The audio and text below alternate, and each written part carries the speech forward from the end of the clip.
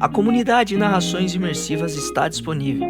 Acesse o link na descrição, ou então no primeiro comentário fixado, ou até mesmo no QR Code na sua tela. Você pode assinar a nossa comunidade em 2 plataformas. Estamos tanto na Aurelo quanto no Spotify, via Patreon. Ao se tornar membro da nossa comunidade, além dos livros já disponíveis no nosso canal, você encontra uma série de livros exclusivos para a nossa comunidade. Todos os livros são em formatos de MP3, sem interrupções ou propagandas, para uma maior e melhor narração imersiva. E para aqueles que já são membros, já estão aproveitando do nosso mais novo projeto, que se trata de Harry Potter totalmente ambientado, sonorizado e com a trilha oficial dos filmes. A versão definitiva para quem busca uma verdadeira imersão na saga. Então não fique de fora. Assine a nossa comunidade e descubra mais uma forma de ouvir narrações imersivas.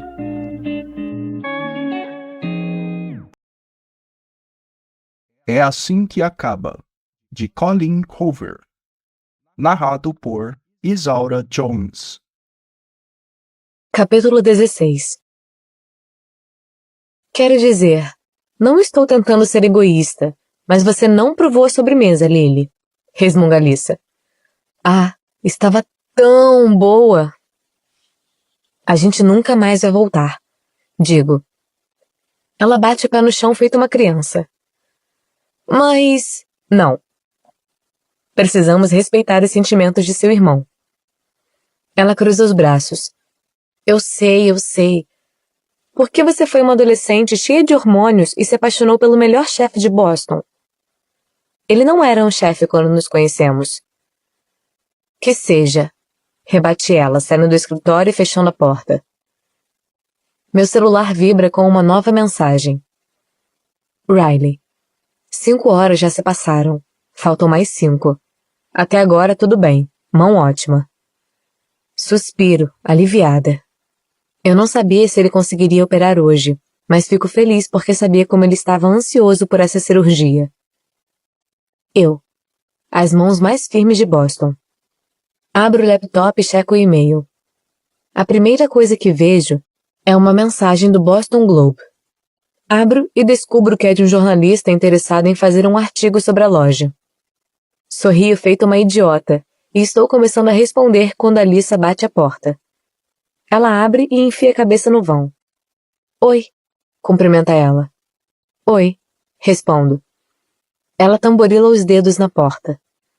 Lembra que, há alguns minutos, me disse que eu nunca mais poderia voltar ao Bibbs, que é injusto com Riley porque o dono é o garoto que você amava na adolescência? Encosto na cadeira. O que você quer, Alyssa? Se não é justo a gente voltar lá por causa do dono, por que é justo o dono poder vir aqui? Argumenta, enrugando o nariz. O quê? Fecho o laptop e me levanto. Por que está dizendo isso? Ele está aqui? Ela sente e entra no escritório, fechando a porta. Sim. E perguntou por você. Sei que você está com meu irmão e que estou grávida, mas podemos só parar um instante e admirar em silêncio a perfeição que é aquele homem? Ela sorri de um jeito sonhador e eu reviro os olhos. Alyssa. Mas aqueles olhos... Ela abre a porta e sai. Eu a sigo e me deparo com Atlas. Ela está bem aqui. Gostaria que eu guardasse seu casaco? A gente não guarda os casacos das pessoas. Atlas ergue o olhar quando saiu do escritório. Seus olhos se voltam para Alyssa e ele balança a cabeça. Não, obrigado. Não vou demorar. Alyssa se inclina para frente por cima do balcão, apoiando o queixo nas mãos. Fique o tempo que quiser. Na verdade, está procurando um trabalho extra? Lily precisa contratar mais gente, e estamos procurando alguém capaz de levantar coisas bem pesadas. Requer muita flexibilidade. Semicerro os olhos para Alyssa e articulo com os lábios. Chega. Ela dá de ombros inocentemente. Mantenho a porta aberta para Atlas, mas evito encará-lo quando passa por mim. Estou sentindo uma culpa imensa pelo que aconteceu ontem à noite, mas também uma raiva imensa. Dou a volta na escrivaninha e me sento na cadeira, preparada para discutir. Porém, quando o olho, fecha a boca. Ele está sorrindo. Gesticula ao redor enquanto se senta na minha frente. Isso é incrível, Lily. Faça uma pausa. Obrigada. Ele continua sorrindo para mim, como se estivesse orgulhoso. Depois coloca uma sacola em cima da mesa e empurra em minha direção.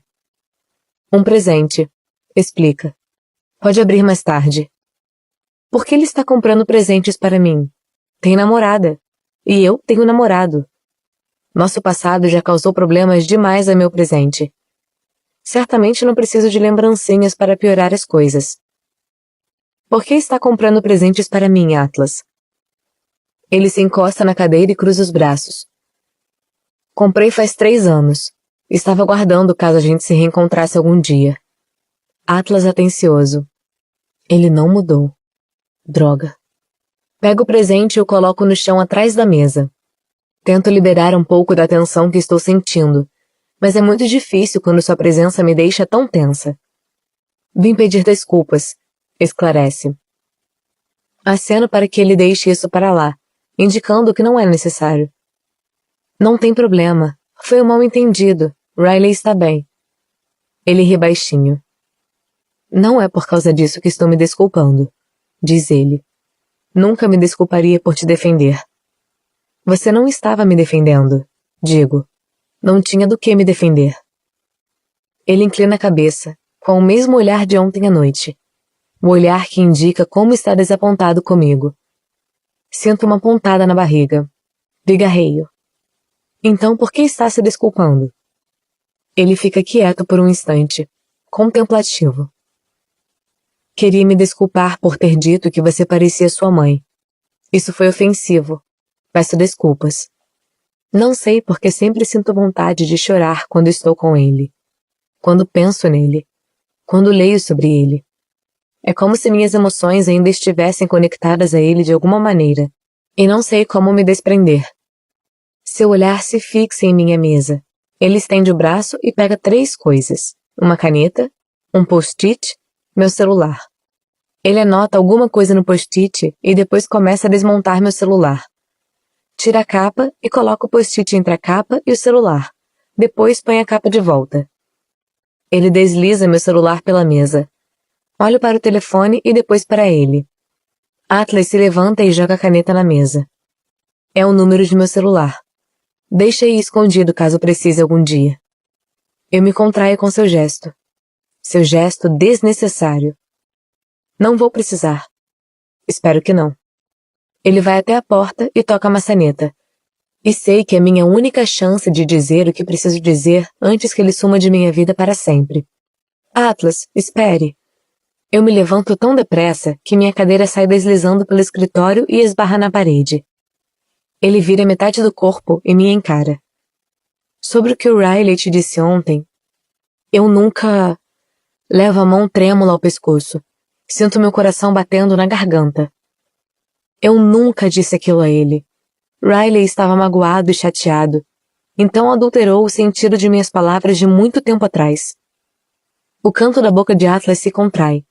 E não sei se ele tentava não sorrir ou não franzir o senho. Ele se vira completamente para mim. Pode acreditar em mim, Lily.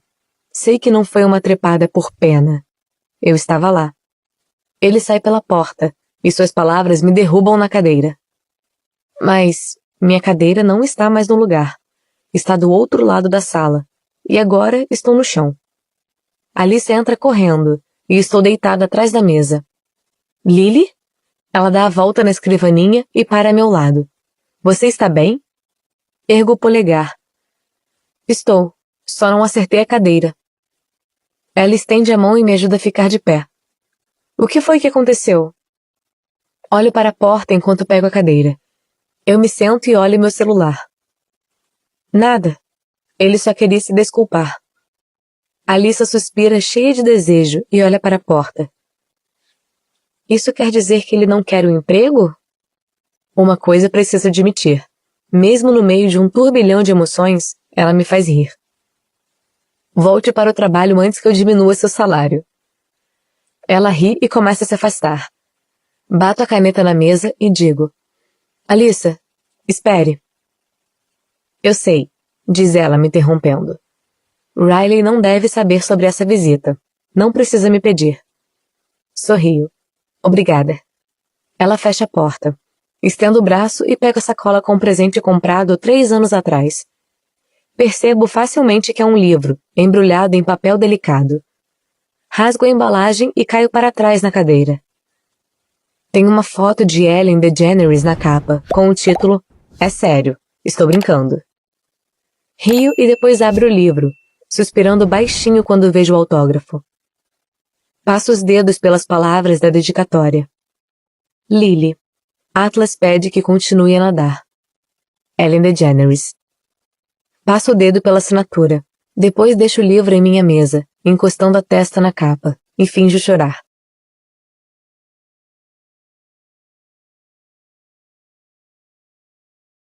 Capítulo 17. Chego em casa depois das 19.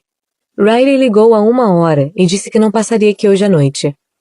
A separação do confluxopago, sei lá qual palavrão que usou, foi um sucesso, mas ele vai passar a noite no hospital para qualquer eventualidade. Entro no apartamento silencioso. Visto meu pijama em silêncio. Como um sanduíche em silêncio. Depois me deito no quarto silencioso e abro meu novo livro silencioso, esperando que ele silencie meus sentimentos. Claro que, depois de 3 horas lendo, todos os sentimentos dos últimos dias, aos poucos vão ficando para trás. Ponho um marcador na página em que parei e fecho o livro. Fico o encarando por um bom tempo. Penso em Riley. Penso em Atlas. Penso que, às vezes, por mais que você esteja convencida de que sua vida vai seguir determinado rumo, toda certeza pode sumir com uma simples mudança de maré. Pego o livro que Atlas me deu e o guardo no armário com meus diários. Em seguida, pego o diário cheio de lembranças. E sei que, finalmente, chegou a hora de ler o último texto. Depois posso fechá-lo de vez. Querida Ellen, na maior parte do tempo, fico feliz por você não saber que eu existo e eu nunca ter te mandado pelo correio essas cartas. Mas às vezes, especialmente hoje, eu queria que você me conhecesse sim. Só preciso de alguém com quem conversar sobre tudo o que estou sentindo. Não vejo Atlas há 6 meses. E não faço ideia de onde ele está nem de como está. Muita coisa aconteceu desde que escrevi pela última vez, quando Atlas se mudou para Boston. Achei que era a última vez que eu o veria por um tempo, mas não foi. Eu o vi uma vez depois que ele foi embora, várias semanas mais tarde. Era meu aniversário de 16 anos, e quando ele chegou, aquele se tornou o melhor dia de minha vida. E depois o pior. Fazia exatamente 42 dias que Atlas tinha ido para Boston. Contei cada um deles, como se fosse ajudar de algum modo. Eu estava muito deprimida, Ellen. Ainda estou. As pessoas dizem que adolescentes não sabem amar igual a um adulto. Parte de mim acredita nisso, mas não sou adulta, então não tenho como comparar. Mas acredito que deve ser diferente. Tenho certeza de que tem mais conteúdo no amor entre 2 adultos que entre 2 adolescentes. Deve ter mais maturidade, mais respeito, mais responsabilidade. Porém, por mais que o conteúdo de um amor seja outro em idades diferentes na vida de uma pessoa, sei que o amor precisa ter o mesmo peso. Dá para sentir o peso nos ombros, na barriga e no coração. Não importa a idade. E meus sentimentos por Atlas são muito pesados. Toda noite, choro até dormir e sussurro. Continue a nadar. Mas é muito difícil nadar quando você se sente ancorada dentro d'água.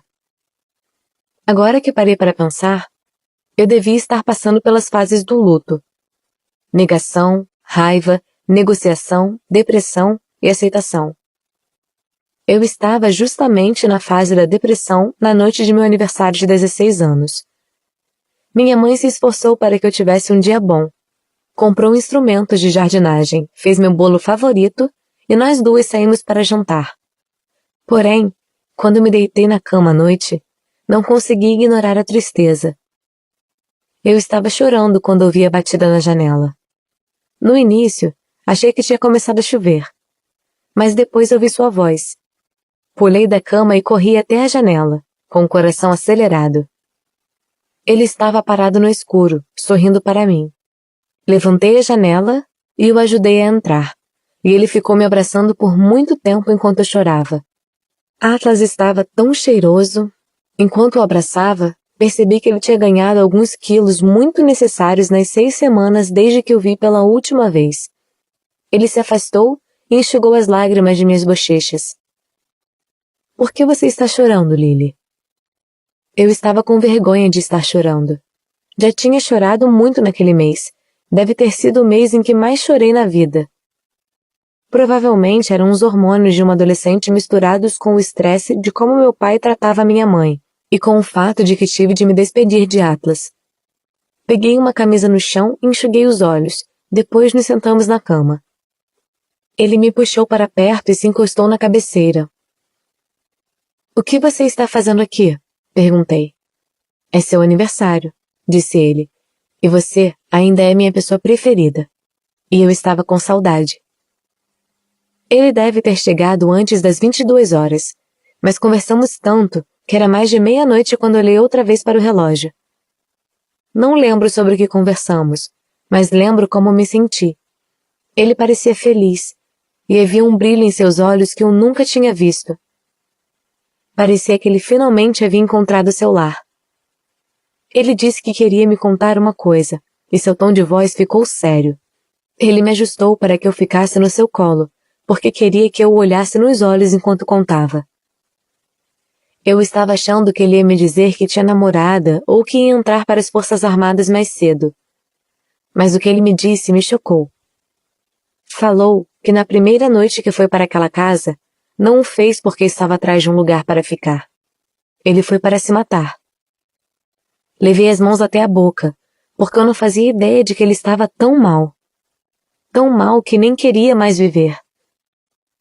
Espero que você nunca saiba o que é se sentir tão sozinho assim, Lily, disse ele. Ele continuou e me falou que na primeira noite naquela casa, estava sentado na sala de estar com uma lâmina no pulso. Quando estava prestes a usá-la, a luz de meu quarto se acendeu. Você estava parada parecendo um anjo, iluminada pela luz do céu, disse ele. Não consegui tirar os olhos de você. Ele ficou um tempo me observando andar pelo quarto. Viu quando me deitei na cama e escrevi no diário. E deixou a lâmina de lado, porque disse que fazia um mês que a vida não lhe provocava nenhum sentimento, mas olhar para mim o fez sentir algo. O suficiente para não ficar mais tão entorpecido a ponto de querer acabar com tudo naquela noite. Então, 1 ou 2 dias depois, levei comida para ele e coloquei na varanda dos fundos. Acho que o resto da história você já sabe. Você salvou minha vida, Lily, disse ele para mim. E eu nem queria que fosse salva. Ele se inclinou para a frente e beijou o local entre meu ombro e meu pescoço que beija toda vez. Gostei do que ele fez. Não gosto de muita coisa em meu corpo, mas essa área na clavícula se tornou a parte que mais gosto em mim. Ele segurou minhas mãos e disse que ia entrar para a Marinha antes do que tinha planejado, mas que não podia ir embora sem me agradecer. Disse que passaria 4 anos longe, e que a última coisa que desejava para mim era que eu fosse uma garota de 16 anos que não aproveitava a vida por causa de um namorado que nunca mandava notícias, que eu nunca via. A próxima coisa que ele disse fez seus olhos lacrimejarem até ficarem límpidos. Lily, a vida é engraçada. A gente só tem alguns anos para viver, então precisamos fazer o possível para viver esses anos intensamente. Não devemos perder tempo com coisas que talvez aconteçam algum dia ou então nunca. Entendi o que ele estava dizendo, que ia se alistar e não queria que eu me prendesse a ele enquanto estivesse longe. Ele não estava terminando nada comigo, porque nunca estivemos realmente juntos. Éramos só 2 pessoas que se ajudavam quando era preciso e que fundiram seus corações um ao outro no meio do caminho. Foi difícil ver alguém que nunca ficou comigo de verdade se afastar de mim. Durante todo o tempo que passamos juntos, acho que nós meio que sabíamos que não era algo para sempre. Não sei porquê. Afinal, eu poderia facilmente amá-lo desse jeito.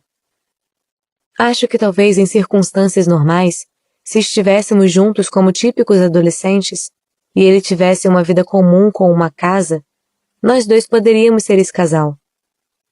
O tipo de casal que se une com facilidade e cuja vida nunca é interrompida pela crueldade.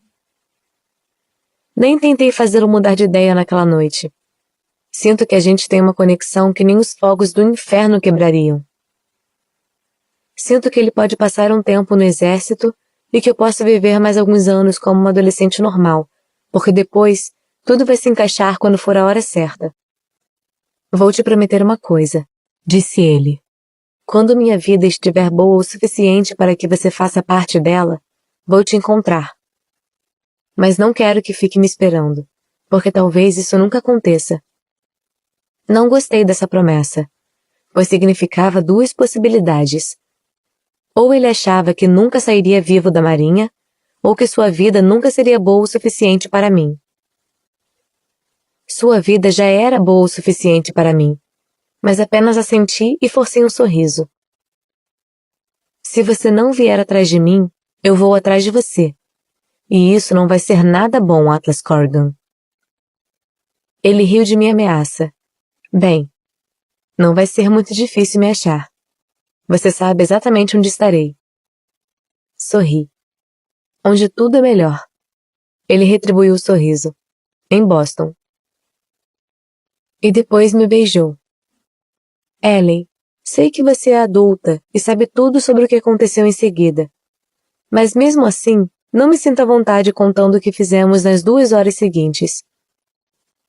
Vamos dizer apenas que a gente se beijou muito. Rimos muito. Amamos muito. Respiramos muito. Muito. E nós dois tivemos de tapar as bocas e fazer o máximo de silêncio possível para que não nos flagrassem. Quando terminamos, ele me abraçou, pele com pele, mão no coração. Ele me beijou e me olhou bem nos olhos. Eu te amo, Lily. Tudo que você é, eu te amo.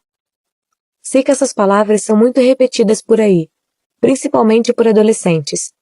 Muitas vezes, de forma prematura e sem muito mérito. Mas quando ele as disse para mim, sei que não queria falar que estava apaixonado por mim. Não era esse tipo de eu te amo. Imagine todas as pessoas que você conhece ao longo da vida. São muitas. Elas surgem como ondas, entrando e saindo aos poucos, dependendo da maré. Algumas ondas são muito maiores e causam mais impacto que outras. Às vezes, as ondas trazem coisas lá do fundo do mar e as largam no litoral. Marcas nos grãos de areia que provam que as ondas estiveram lá, muito depois de a maré recuar. Foi isso que Atlas quis dizer ao falar eu te amo. Estava me contando que eu era a maior onda que tinha aparecido em sua vida. E eu havia trazido tanta coisa comigo que minhas marcas sempre estariam presentes, mesmo quando a maré recuasse. Depois de dizer que me amava, ele falou que tinha um presente de aniversário para mim. Pegou uma pequena sacola marrom. Não é nada demais, mas foi tudo que consegui comprar. Abri a sacola e tirei o melhor presente que já ganhei. Era um ímã que dizia Boston em cima. Embaixo, com letras pequenas, estava escrito onde tudo é melhor. Eu disse que guardaria para sempre e que pensaria nele toda vez que o visse. Quando comecei a escrever esta carta, falei que meu aniversário de 16 anos tinha sido um dos melhores dias de minha vida. Porque até aquele segundo tinha sido mesmo. Os próximos minutos é que não foram. Antes de Atlas aparecer naquela noite, eu não estava esperando por ele, então não pensei em trancar a porta do quarto. Meu pai me escutou conversando com alguém, e ao escancarar a porta e encontrar Atlas na cama comigo, ele ficou mais zangado do que eu já ouvira antes. E Atlas estava em desvantagem, porque não estava preparado para o que veio em seguida. Nunca vou esquecer aquele momento enquanto estiver viva. Eu não podia fazer absolutamente nada enquanto meu pai o golpeava com um bastão de beisebol. O barulho dos ossos se quebrando foi a única coisa que escutei acima de meus gritos. Ainda não sei quem chamou a polícia. Tenho certeza de que foi minha mãe, mas já se passaram 6 meses e ainda não conversamos sobre aquela noite. Quando a polícia apareceu em meu quarto e tirou meu pai de cima dele, eu nem reconheci Atlas de tão ensanguentado que ele estava. Fiquei histérica. Histérica. Não só tiveram de levar Atlas em uma ambulância, como também precisaram chamar uma para mim, porque eu não conseguia respirar. Foi o primeiro e único ataque de pânico que já tive. Ninguém queria me dizer onde ele estava ou se estava bem. Meu pai nem foi preso pelo que fez. Espalharam a notícia de que Atlas estava naquela casa antiga, sem ter onde morar. Meu pai foi venerado pelo ato heróico, por ter salvado a filhinha do mendigo que a manipulou para que transasse com ele. Meu pai disse que eu tinha envergonhado a família, dando um motivo para a cidade inteira fofocar. E vou te contar. Até hoje falam sobre isso. Esta manhã, escutei Kate dizer a alguém no ônibus que tentou me alertar sobre Atlas. Disse que sabia que ele era uma má influência desde o momento que o viu. Mas isso é mentira. Se Atlas estivesse no ônibus comigo, eu provavelmente teria ficado de boca calada e agido com maturidade, como ele tentou me ensinar. Em vez disso, fiquei com tanta raiva que me virei e mandei Kate ir para o inferno. Disse que Atlas era um ser humano melhor que ela jamais seria. E que, se eu a escutasse falar mal dele de novo, ela ia se arrepender. Ela apenas revirou os olhos e disse: "Meu Deus, Lily, ele fez lavagem cerebral em você, foi? Era um mendigo sujo e ladrão, que provavelmente usava drogas. Ele te usou porque queria comida e sexo, e agora você o está defendendo?" Ela teve sorte de um ônibus chegar à minha casa bem naquele instante. Peguei minha mochila, saí do ônibus, entrei em casa e passei 3 horas chorando no quarto. Agora minha cabeça está doendo, mas eu sabia que só ficaria melhor se finalmente colocasse tudo para fora aqui no diário. Já faz 6 meses que evito escrever esta carta. Sem querer ofender Ellen, mas minha cabeça continua doendo. Meu coração também. Talvez esteja doendo ainda mais que ontem. Esta carta não ajudou nem um pouco. Acho que vou passar um tempo sem escrever, porque me lembro dele quando escrevo para você, e tudo isso dói muito. Até ele vir atrás de mim, vou apenas fingir que está tudo bem. Vou continuar fingindo que estou nadando, quando na verdade só estou boiando. Quase sem conseguir manter a cabeça fora d'água. Lily. Viro para a próxima página, mas está em branco. Foi a última que escrevi para Ellen. Também nunca mais tive notícias de Atlas, e uma grande parte de mim jamais o culpou por isso. Ele quase morreu nas mãos de meu pai. Não dá para perdoar. Soube que ele tinha sobrevivido e ficado bem, porque às vezes, ao longo dos anos, minha curiosidade falava mais alto, e eu descobri o que dava sobre ele na internet. Mas não tinha muita coisa. Só o suficiente para que eu soubesse que estava vivo e tinha se alistado. Porém, ele nunca saiu de minha cabeça. O tempo amenizou as coisas, mas às vezes eu me deparava com algo que me fazia lembrar dele e ficava mal. Só depois de uns 2 anos na faculdade, quando comecei a namorar outra pessoa, percebi que talvez Atlas não fosse tudo em minha vida. Talvez fosse só uma parte dela. Talvez o amor não seja um ciclo completo. Apenas suba e desça, entre e saia, assim como as pessoas em nossas vidas. Certa noite, eu me sentia muito sozinha na faculdade.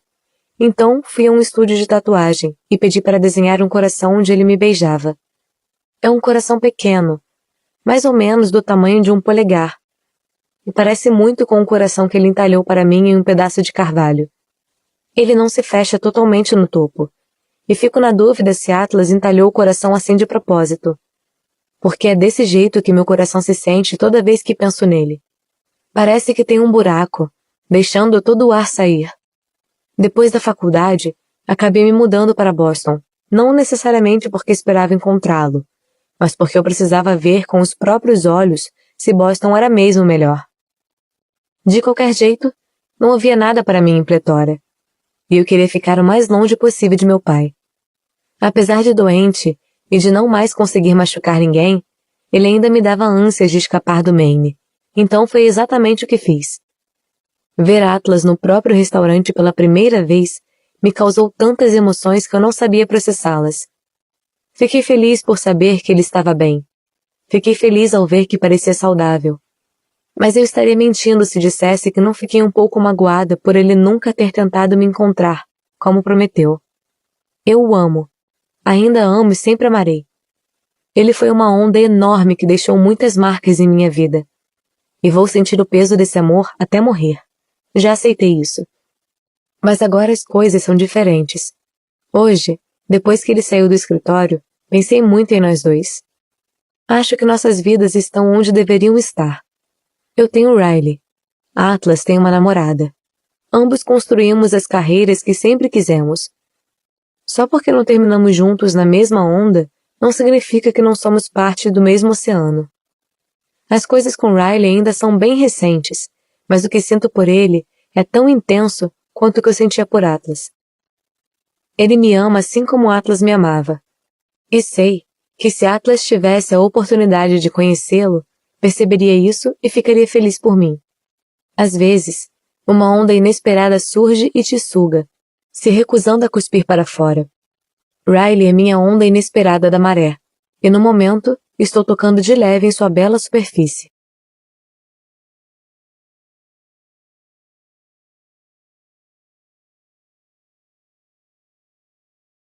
Parte 2. Capítulo 18. Meu Deus, acho que vou vomitar. Riley põe o polegar debaixo de meu queixo e inclina meu rosto na direção do seu. Sorri para mim. Você vai ficar bem. Pare de surtar. Balanço as mãos e dou um pulo dentro do elevador. Não consigo, digo. Tudo que você e Alyssa me contaram sobre sua mãe me deixa muito nervosa. Arregalo os olhos e levo a mão à boca. Meu Deus, Riley. E se ela me perguntar sobre Jesus? Eu não vou à igreja. Quero dizer, li a Bíblia quando era mais nova, mas não sei responder nenhuma pergunta. Agora Riley está rindo de verdade. Ele me puxa para perto e beija minha têmpora. Ela não vai falar sobre Jesus. Minha mãe já te ama por causa das coisas que contei a ela. Você só precisa ser você mesma, Lily. Concordo com a cabeça. Ser eu mesma. Ok. Acho que consigo fingir ser eu mesma por uma noite, não é? As portas se abrem, ele sai do elevador comigo e seguimos na direção do apartamento de Alyssa. É engraçado o ver batendo a porta, porque acho que, tecnicamente, não mora mais aqui. Nos últimos meses, ele foi aos poucos passando cada vez mais tempo em minha casa. Todas as suas roupas estão em meu apartamento, seus itens de higiene pessoal.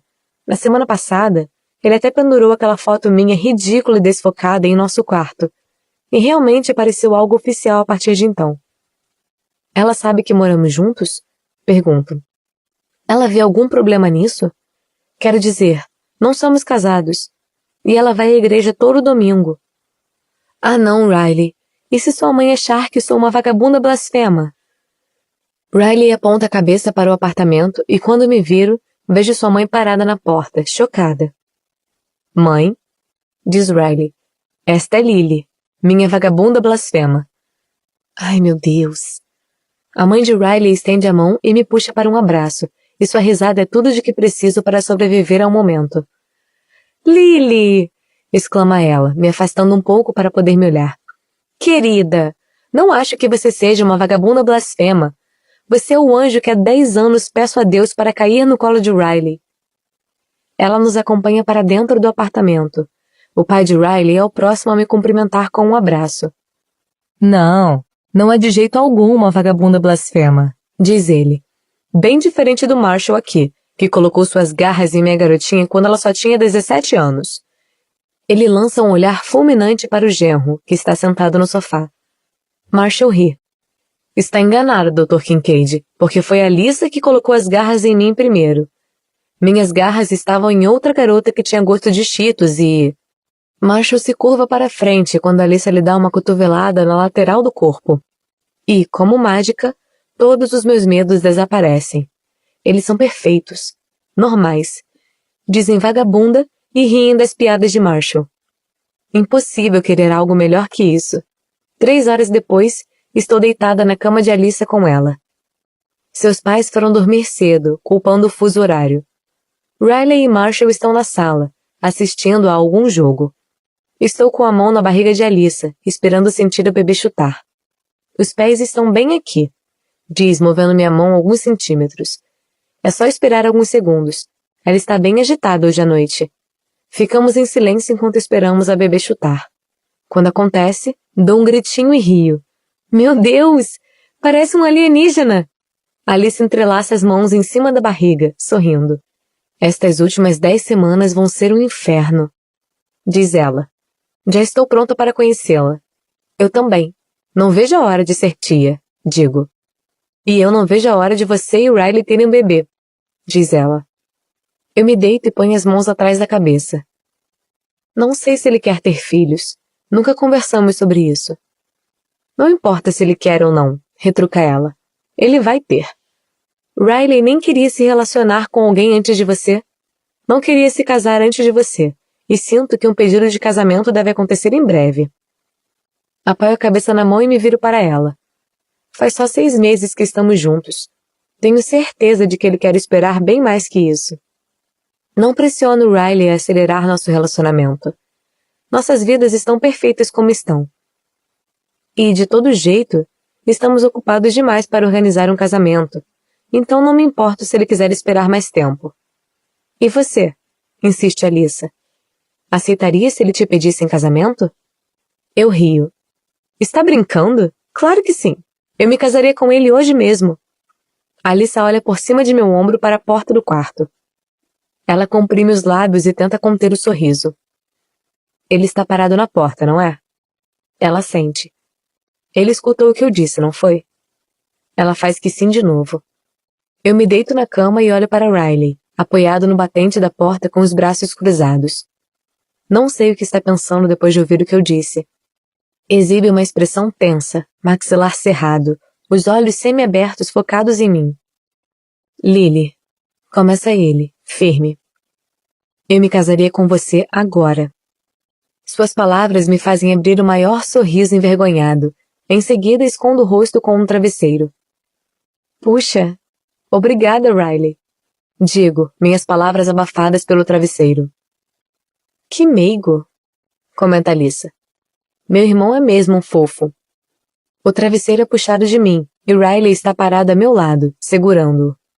Então vamos. Meu coração se acelera. Agora? Ele faz que sim.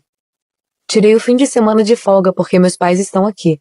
Seus funcionários podem cuidar da loja. Vamos para Las Vegas nos casar. Alyssa se senta na cama.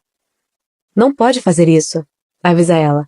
Lily é uma garota. Ela quer um casamento de verdade, com flores, madrinhas e todas essas besteiras. Riley olha para mim. Você quer um casamento de verdade, com flores, madrinhas e todas essas besteiras? Penso por um segundo. Não. Ficamos em silêncio por um instante. E depois Alyssa começa a chutar as pernas para cima e para baixo na cama, muito empolgada. Eles vão se casar! Grita ela. Depois sai da cama e vai correndo até a sala. Marshall, faça nossas malas. Vamos para Las Vegas. Riley estende o braço e segura minha mão, me puxando para que eu fique de pé. Ele está sorrindo. Mas não vou fazer isso de jeito nenhum. A não ser que eu tenha certeza do que ele quer. Tem certeza, Riley? Ele passa as mãos em meu cabelo e puxa meu rosto para perto, roçando os lábios nos meus. Verdade nua e crua. Sussurra ele. Estou tão animado para ser seu marido que até mijaria nas calças.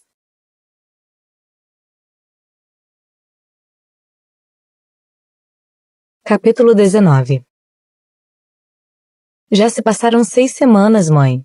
Você precisa superar. Minha mãe suspira ao telefone. Você é minha única filha. Desde que nasceu, venho sonhando com seu casamento. Ela ainda não me perdoou, mesmo estando presente na hora. Ligamos para ela logo antes de Alyssa reservar nossos voos. Nós a obrigamos, e os pais de Riley, a sair da cama e depois convencemos todo mundo a voar para Las Vegas à meia-noite. Ela não tentou me dissuadir da ideia, porque tenho certeza de que percebeu nosso estado de espírito quando chegou ao aeroporto. Mas ela não me deixou esquecer o assunto. Tenho sonhado com uma festa enorme de casamento, com provas de vestidos e de bolo desde o dia em que nasci. Chuto os pés para cima no sofá. E se eu te recompensar? Sugiro. E se, quando decidirmos ter um bebê, eu prometer seguir o método tradicional, não comprar um em Las Vegas? Minha mãe ri, depois suspira. Desde que você me dê netos um dia, acho que posso esquecer do assunto. Riley e eu conversamos sobre ter filhos no voo para Vegas. Eu queria discutir a possibilidade antes de me comprometer a passar o resto da vida com ele. Riley disse que isso certamente poderia ser discutido. Depois, esclarecemos várias outras causas prováveis de problemas futuros. Faço questão de contas bancárias separadas, mas, como ele ganha muito mais, deve me comprar vários presentes e me deixar feliz. Ele concordou. E ainda me fez prometer jamais me tornar vegana, o que foi fácil. Eu amo queijo. Falei que a gente teria de abrir alguma instituição de caridade, ou pelo menos doar para as instituições que Marshall e Alyssa indicassem. Ele disse que já faz isso, o que me deixou com vontade de me casar com ele ainda mais rápido. Ele me fez prometer que eu votaria nas eleições. Disse que eu poderia votar nos democratas, republicanos ou independentes, contanto que votasse. Entramos em acordo. Quando chegamos a Vegas, estávamos completamente em sintonia. Escuto a porta da frente destrancar, então me deito. Preciso desligar, avisou minha mãe. Riley acabou de chegar. Ele fecha a porta, então eu sorrio e digo: Espere, vou reformular a frase, mãe. Meu marido acabou de chegar. Minha mãe ri e se despede de mim. Desligo e deixo o telefone de lado. Ergo o braço acima da cabeça e o apoio preguiçosamente no braço do sofá. Em seguida, coloco a perna no encosto, deixando minha saia escorregar pelas coxas e se aglomerar na cintura. Os olhos de Riley devoram meu corpo, e ele sorri enquanto se aproxima. Depois se ajoelha no sofá e lentamente deita em mim.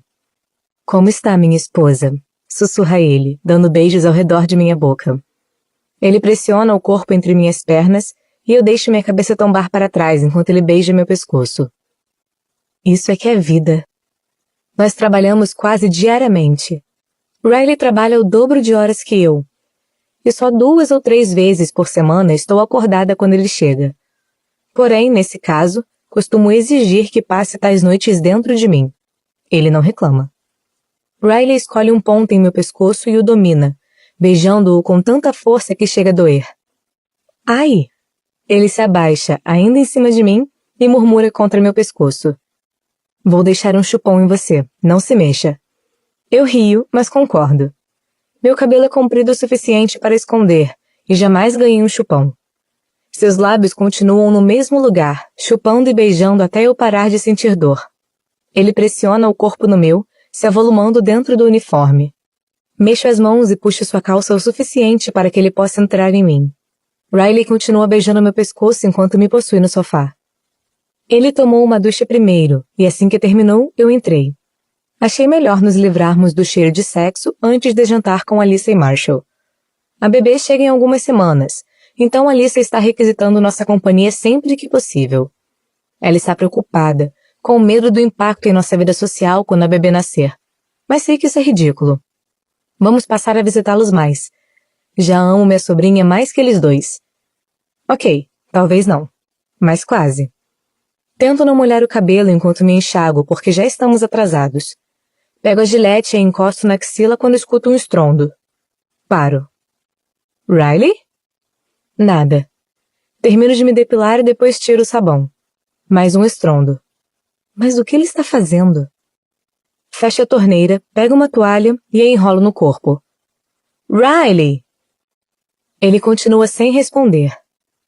Visto depressa a calça jeans e abro a porta enquanto enfio a camisa por cima da cabeça. Riley? O criado mudo ao lado de nossa cama está virado. Vou até a sala de estar e o encontro ao lado do sofá, a cabeça apoiada na mão. Está olhando para alguma coisa na outra mão. O que está fazendo? Ele me encara e não reconheço a expressão. Fico confusa sem entender o que está acontecendo. Não sei se ele recebeu alguma notícia ruim ou... Meu Deus, Alyssa! Riley, você está me assustando. O que aconteceu? Ele ergue meu celular e olha para mim, como se eu devesse saber o que está acontecendo. Quando balanço a cabeça, confusa, ele mostra um pedaço de papel. Engraçado, diz ele, colocando meu celular na mesa de centro à frente. Derrubei seu celular sem querer. A capa saiu e encontrei esse número escondido atrás. Meu Deus, não, não, não. Ele amassa o papel. Aí pensei, que estranho. Lily não esconde coisas de mim. Ele se levanta e pega meu celular. Então liguei para o número. Cerrou o punho ao redor do celular. Ele deu sorte porque caiu na porra da caixa postal. Riley joga meu celular do outro lado da sala. O aparelho bate na parede, se despedaçando no chão. Há uma pausa de 3 segundos e penso que 2 coisas podem acontecer. Ele vai me deixar. Ou ele vai bater em mim. Riley passa a mão no cabelo e vai direto para a porta. Ele me deixa. Riley! Grito. Por que nunca joguei aquele número fora? Abro a porta e saio correndo atrás dele. Riley está descendo 2 degraus de cada vez. E finalmente o alcanço no patamar do 2º andar. Eu me jogo à sua frente e lhe agarro a camisa com os punhos cerrados. Riley, por favor, me deixe explicar. Ele agarra meus pulsos e me empurra para longe. Fique parada. Sinto suas mãos em mim, delicadas, firmes. Lágrimas escorrem e por algum motivo doem. Lily, fique parada, por favor. Seu tom de voz é tranquilizador, mas minha cabeça dói. Riley? Tento abrir os olhos, mas a luz está forte demais. Sinto uma ardência no canto do olho e me contraio. Tento me sentar, mas sinto sua mão empurrar meu ombro para baixo. Precisa ficar parada até eu terminar, Lily. Abro os olhos de novo e encaro o teto. É o teto de nosso quarto. Terminar o quê? Minha boca dói quando falo. Então toco meus lábios com a mão. Você caiu da escada, diz ele. Está machucada. Meus olhos encontram os seus. Há preocupação em seu olhar, mas também mágoa, raiva. Ele está sentindo tudo, enquanto só consigo ficar confusa. Fecho os olhos de novo e tento lembrar por que ele está zangado, magoado. Meu celular. O número de Atlas. A escada. Agarrei sua camisa. Ele me empurrou. Você caiu da escada. Mas eu não caí. Ele me empurrou. De novo. É a 2ª vez. Você me empurrou, Riley. Penso. Sinto o corpo inteiro começar a tremer com meus soluços. Não faço ideia da gravidade de meus ferimentos, mas nem me importo. Nenhuma dor física se compara do meu coração. Dou tapinhas na mão de Riley para que se afaste. Sinto ele se levantar da cama enquanto fico em posição fetal. Espero que ele tente amenizar a situação como fez da última vez que me machucou, mas isso não acontece. Escuto Riley andar pelo quarto. Não sei o que está fazendo. Ainda estou chorando quando ele se ajoelha à minha frente. Talvez você esteja com uma concussão. Explica ele, inexpressivo. Está com um pequeno corte na boca. Só tratei do curativo no olho. Não vai precisar levar pontos. Seu tom de voz é frio. Tem mais algum lugar doendo? Os braços? Suas pernas? Ele fala como um médico. Não parece em nada um marido. Você me empurrou. Acuso, em meio às lágrimas. É só nisso que consigo pensar. Só isso que consigo dizer ou ver. Você caiu. Comunica ele calmamente. Cerca de 5 minutos atrás. Logo depois de eu ter descoberto que me casei com a porra de uma mentirosa. Ele deixa algo no travesseiro a meu lado. Se precisar de alguma coisa, tenho certeza de que pode ligar para este número. Olho para o pedaço de papel amassado perto de minha cabeça, com o número de Atlas. Riley. Chamo, soluçando. O que está acontecendo? Penso. Escuto a porta do apartamento bater. Meu mundo inteiro desmorona ao redor. Riley. Sussurro para ninguém. Tapo o rosto com as mãos e choro, como nunca fiz na vida. Estou destruída. 5 minutos. É o necessário para destruir completamente uma pessoa. Alguns minutos se passam. 10, talvez. Não consigo parar de chorar. Ainda não saí da cama. Estou com medo de me olhar no espelho. Estou apenas com medo. Escuto a porta da frente se abrir e bater de novo. Riley aparece na porta, e não faço ideia se devo sentir raiva, ou morrer de medo, ou me sentir mal. Como posso estar sentindo as 3 coisas ao mesmo tempo? Ele encosta a testa na porta de nosso quarto, e eu fico observando ele bater a cabeça ali. 1 vez, 2 vezes, 3 vezes. Ele se vira, se aproxima depressa de mim e se ajoelha ao lado da cama. Então segura minhas mãos e as aperta. Lily, diz ele, o rosto inteiro contorcido em aflição. Por favor, me diga que não é nada. Ele leva a mão até a têmpora e sinto suas mãos tremerem. Não aguento isso, não aguento. Ele se inclina para frente e encosta com força os lábios em minha testa. Depois encosta a testa na minha. Por favor, me diga que não está se encontrando com ele. Por favor. Nem sei o que dizer porque não estou com vontade de falar.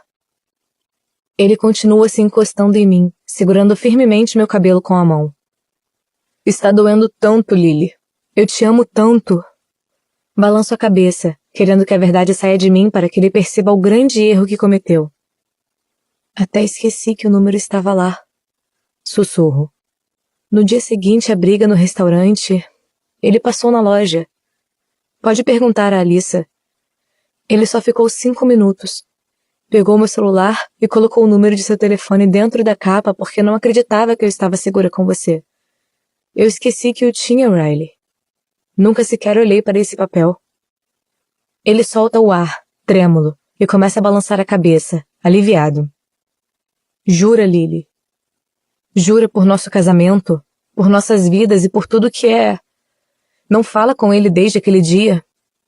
Ele se afasta para poder me olhar nos olhos. Juro, Riley. Você teve uma reação exagerada antes de me dar a chance de explicar. Digo a ele. Agora deu fora de meu apartamento, porra! Minhas palavras o deixam sem ar. Percebo claramente.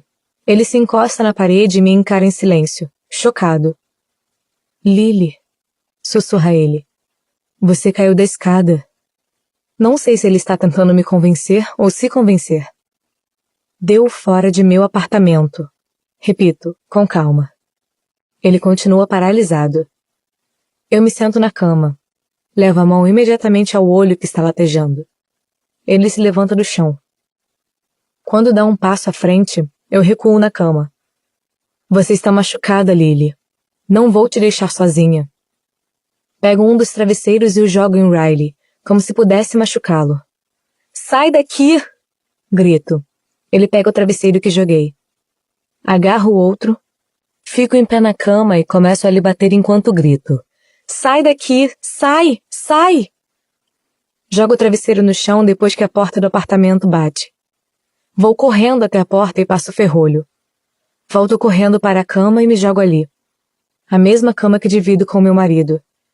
A mesma cama onde ele faz amor comigo. A mesma cama onde ele me deita na hora de arrumar a bagunça.